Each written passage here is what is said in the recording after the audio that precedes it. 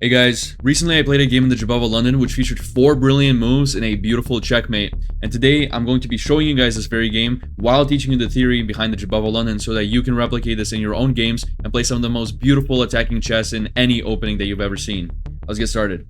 Alright, I put on my glasses so I can see the fucking board because I'm basically blind without them. Let's get started. So, d4, knight f6, knight c3, bishop f4. This is the starting position of the Jobava London. Here my opponent played a6. This is typically played to prevent knight b5. The idea behind knight b5, so if for example my opponent was to play knight c6 here, which would be a bad mistake, we could play knight b5 and go for the c7 pawn, which would be a fork. This is reinforced by this bishop on f4, so the c7 pawn is vulnerable. Now typically, unless your opponent just decides to blunder this fork, you're going to encounter e5, at which point you will take this pawn, knight takes, pawn takes, something like knight g4. You can play queen takes d5, and if queen takes d5 here, you'll actually have knight c7 check. By the way, queen takes d5 is also considered a brilliant move, which is really interesting. And the point is, well, knight takes c7 check is a triple fork of a king, queen, and rook. So wherever black's king moves, you just take the queen. If your opponent goes to c6 here, trying to fork both pieces, not only do you have queen takes d8, you also just have knight d6 check. But queen takes d8 is probably the most simple option. King takes d8, and then you have knight d6, which threatens knight takes f7 check, which is also another fork. Now, obviously, none of this happened because my opponent just played a6. And so instead, we play e3 here. e6, knight f3. Here, the engine recommends g4, and the idea behind g4 is to immediately play very aggressive chess, play g5, kick this knight out, reinforce it with h4. This is good, but I don't like going for g4 too early because it usually leaves my opponent and sways them away from castling kingside. And that ends up leading to a very, very uninteresting kind of a stable game where both sides are castled queenside, which ends up typically very, very boring. So instead I play knight f3 here with the idea of going knight e5 and then g4. We see bishop d6, I go knight e5. Obviously, there's a couple of moves you can play here, such as bishop d3. This would be completely fine as well. However, I do not wish to double my pawns through this capture. Now, while this isn't bad for white whatsoever, this is actually pretty good. This is already somewhat passive, and this is not the style of play that I wish to kind of entertain if I'm playing the Jobava London. Like, I want to be aggressive. I want to play in an unorthodox position. Doubling my f-pawns, it gives me somewhat of an advantage here because my pieces are just more developed, but it's just not worth it in my opinion, and I prefer to keep this bishop on the board for as long as possible. So we go knight e5 here instead. My opponent castles, and finally we can play g4. The idea is to play g5 and then h4, recruit our queen over to g4 or a similar square, and start pushing these pawns further in the king side. And as you guys will see, in these positions, we always castle queen side, because as white, if you castle king side, you've pushed all of your king side pawns outward, and by castling king side, your king is now very weak. But on top of that, this rook on h1 plays a very big role in the attack. So if you put it on f1 by castling, you're losing a lot of your attack potential. c5, g5, knight d7, h4. Now h4 is a miss. Apparently the best move here in this position is knight takes f7, which is a move that I just didn't see. The point is you're attacking the queen with the knight, and so your opponent has to recapture either with the king or with the rook. Most definitely the rook is a better capture. I have no idea why anybody would put their king on f7, but basically afterwards you're able to capture this bishop free of charge, and now you're just up a pawn. And of course, if your opponent chooses to capture the bishop first, he ends up losing the queen. So, but I missed this. I go h4. This isn't terrible, but obviously knight takes f7 was much better.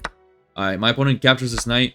D takes e5. Like I said, I do not want to trade this bishop off. The more pieces I trade off, the harder it is going to be for me to build an attack. Also, having a pawn on e5 is very nice because it stops my opponent from playing f6 very easily, since now there's another piece here that's ready to capture anything that goes on the square. My opponent goes bishop e7. Now, this was a little bit of a mistake. Much better would have been bishop c7. This way, e5 remains under constant attack. So, for example, if I went queen g4 here, or if I played h5 even, knight c6, and now I have a very difficult time defending this pawn. In fact, I physically can't.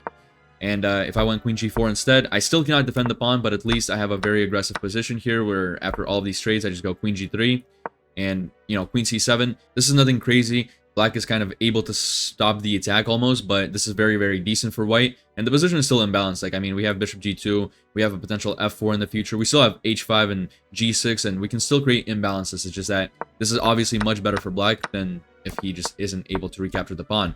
Which, well, my opponent will not be able to recapture the pawn since this bishop is now on e7, and there are no pieces attacking it. We go queen g4 immediately. Now, we cannot play h5 because we end up losing it. So that's why we go queen g4, so that we can play h5. Now there's another piece protecting this g5 pawn. This is the absolute best square for this queen. We are right behind these two pawns that we're going to be pushing. We're preparing bishop d3. We're preparing a long castle. Looking good. Now, speaking of long castling, my opponent plays d4 here, and this is the first brilliant move of the game, long castle. Now, why is this a brilliant move? And the answer is very, very simple. My opponent cannot take either the knight or the pawn because he would end up losing the queen. Because, well, this pawn is pinned to the queen. So, by long castling, we kind of kill 2 stones with 1 bird. We both prevent our knight from being captured while also securing the safety of our king. And at this stage of the game, whenever you're in the Jobava London and you kind of have all of your kingside pawns pushed forward and your king is castled queenside, it becomes a battle of who can push their pawns first. So essentially, for black, his entire plan now is going to be to push his queenside pawns and launch a massive attack on me, whereas I will be launching all of my pawns into his kingside. Now, thankfully, in this position, white is already considerably better for multiple factors. For one, black has not developed almost any of his major pieces, and the pieces that he has developed are on very bad squares. His bishop on e7 is practically useless.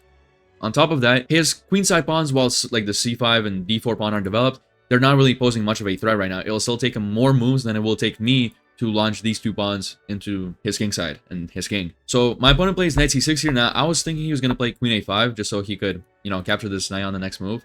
Here, I just would have went knight e4, and we would have prepared something like knight f6. We'll actually see this move a little bit later in the game. Knight c6, bishop d3. Second brilliant move of the game. Why is this brilliant? Because, again, this capture of d takes c3 is just not possible. Bishop takes h7, king takes h7, rook takes d8, and then after something like rook takes d8, it actually, like, we win the queen, but it actually looks like we're worse. Like, we've traded 3 pieces for a queen and, like, a pawn. We're actually down 1 point of material. And so, in a lot of situations, black would actually be better here. However, this is simply not the case because we have h5 and this king is super vulnerable. All of our pieces are basically lined up and ready to attack black's king. So, despite being down 1 point of material, white is considerably better here. If black tries to escape to g8 or something, we just have g6. F5, you don't even have to take en passant, you just go queen h3, and the point is you're going to play h6 next, and black has nowhere to go. King f8, h6. If g takes, you just have g7, which is a nice move. Obviously, if you don't play that and play something like queen takes h6, you're still completely winning. But just the best way you can go about this is to play g7. The point is, if your opponent captures this pawn, you'll have queen h6, and then this will result in a forced checkmate, as you can see here with this slightly weird pattern of moves. And if we go back and instead the opponent goes to f7 or something, you just have queen takes h6 or even queen h5. Basically, you have a buttload of moves and you're going to win this game. That is essentially why this sort of exchange in bishop d3 is a brilliant move, because the opponent cannot justify the loss of his queen since his king is very, very weak. He ends up extremely weak and vulnerable, and literally every single one of white's pieces, including the queen, is aimed at the king. Okay, here my opponent goes queen a5. Finally, he thinks he's ready to capture this knight and intends on playing very aggressively. Now, here I miss a move. Play e takes d4, which is a miss. Instead, I actually should have went with this bishop sacrifice anyway. Bishop takes h7, king takes h7, and then knight e4. And the point of knight e4 is that we're going to f6. Now, why is this the point? Let me explain. If my opponent plays something like b5, trying to launch his own attack, we go knight f6, sacrificing this knight. This would be considered a brilliant move. The opponent plays bishop takes f6 because if, let's just say, g takes f6 was to occur, you play g takes f6 yourself, and now you're looking at queen g7 checkmate. Your opponent cannot stop this in like any capacity whatsoever. For example, rook g8, queen h5 is just checkmate. And so, literally nothing else that your opponent can do. This is guaranteed mate. Bishop takes f6, e takes f6, checkmate's coming. Your opponent cannot stop this. Okay, so if bishop takes f6 first, basically the same idea applies. It just takes a couple extra moves. You play g takes f6, and of course, if g f6, same thing that we just talked about. But if g6, you just go queen g5, and now you're threatening queen h6, king g8, and queen g7 checkmate. If your opponent chooses to go to king g8, you'll just go to queen h6, and you'll checkmate him like literally on the next move. And if your opponent chooses to go rook g8, for example, to stop you from getting to g7, lucky you, you have a checkmate in one with queen h6. So it's simple as that. Basically, knight takes or knight f6 is a very, very nice sacrificial lamb, essentially. You can sacrifice, get rid of this knight, but you open up the position, and your opponent has no way of stopping himself or herself from getting checkmated. So anyway, I missed this idea because I did not calculate far enough with bishop takes h7, and instead I took this pawn, and then I played knight e4. And this is still a very, very good position for white, because as you can see, all of my pieces are very active, and they're all pointing at black's king, alongside the g and h pawns. My opponent here took on a2, simply capturing the free pawn and threatening to go queen a1, which, by the way, isn't a very scary check. Like, I'll have the ability to run away to d2 and then e2. And here I play my third brilliant move, which is a move that we just discussed, which is knight f6. Now, the position here is slightly different. You can notice that the king is on g8 instead of h7. And there's also a pawn on h7. But we get to keep this d3 bishop. Now, again, g takes f6, completely losing. You play g takes f6, it's check. Black's king goes to h8. You go to g7. Checkmate, you win the game. Very nice. Now, if your opponent goes king h8, which is what my opponent did in the game. And now we get to play our fourth brilliant move, which is queen h5. And the idea here is very, very simple. If my opponent goes g6, trying to attack my queen, I have queen takes h7, checkmate. If my opponent takes this knight with the pawn, now that g takes f6 isn't a, well, it's still a threat, but it's not as much of a threat anymore. We have queen takes h7, checkmate anyway because of the bishop on d3. So neither g-pawn move is possible. The best move for my opponent here is actually h6, after which we play rook d to g1 and just open up the position in the next couple of moves. For example, knight a5, we would have g6. The point being is f takes g6. We just have queen takes g6, and now we're going for h7. And if something like queen a1, king d2, we get to run away. Knight b3. You don't even have to take this knight, to be honest. You don't need to. You can just go to e2. And if your opponent plays something like queen takes b2, you have a brilliant, absolutely beautiful queen sacrifice checkmate. Queen takes h6, g takes h6, and then g7. That's the whole purpose of having the rook support this pawn on the g file, because it's a check. Black cannot capture, and g8 and h7 are both cut off by this knight. So yeah, absolutely beautiful checkmate. Very nice stuff. That's why you would put a rook on g1 and then play g6.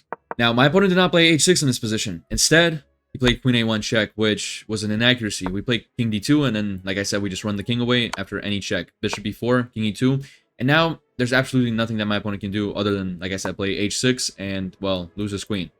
So my opponent sacrifices his queen. I take back, and like I said, the best move here, once again, would be h6.